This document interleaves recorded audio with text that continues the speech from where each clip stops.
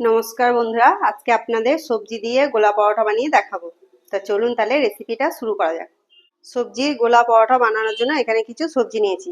এখানে দেখুন নিয়েছি ক্যাপসিকাম, টমেটোর, গাজর, বিট, ধনেপাতা, এক টুকরো আদা, কাঁচা লঙ্কা, পেঁয়াজ পাতা।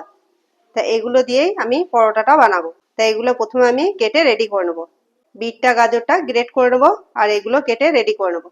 তা চলুন তাহলে আপনাদের কেটে নিয়ে এসে দেখাচ্ছি। এই দেখুন বন্ধুরা, সব কেটে রেডি করে নিয়ে চলে এসেছি। এই দেখুন এগুলো কুচি কুচি করে কেটে নিয়েছি। গাজরটা বিটটা গ্রেট করে নিয়ে চলে এসেছি। এবার এখানে এক বাটি আটা নিয়ে নেব, হাফ বাটি সুজি, দুটো ডিম ফাটিয়ে দিয়ে দেবো,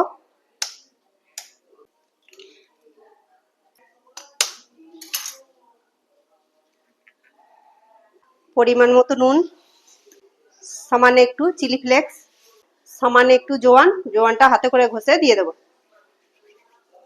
এবার জল দিয়ে ভালো করে মেখে নেব।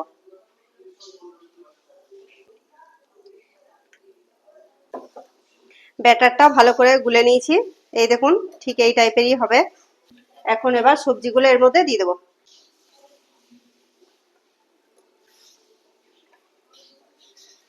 এখানে নিয়েছি ধনেপাতা কুচি, গ্রেট করে রাখা আদা আর কাঁচা লঙ্কা কুচি, এটাও এর মধ্যে দিয়ে দেবো।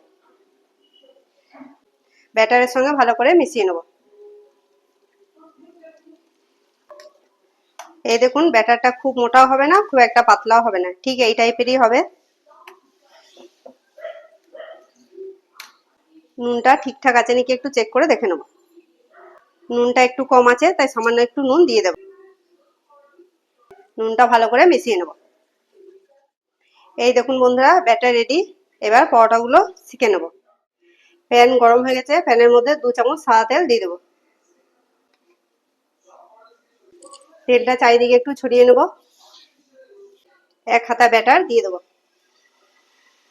চারিদিকে ভালো করে একটু ছড়িয়ে নেব।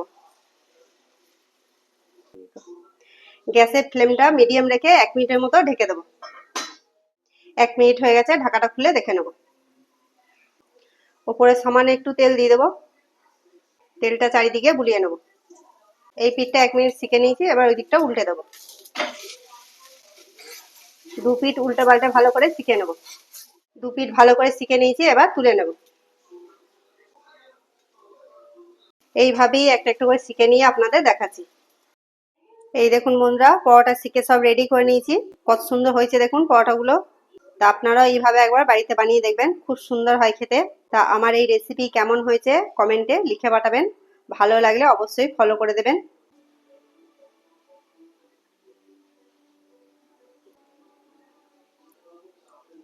খুব সুন্দর হয়েছে খেতে, অবশ্যই একবার বাড়িতে বানিয়ে দেখবেন।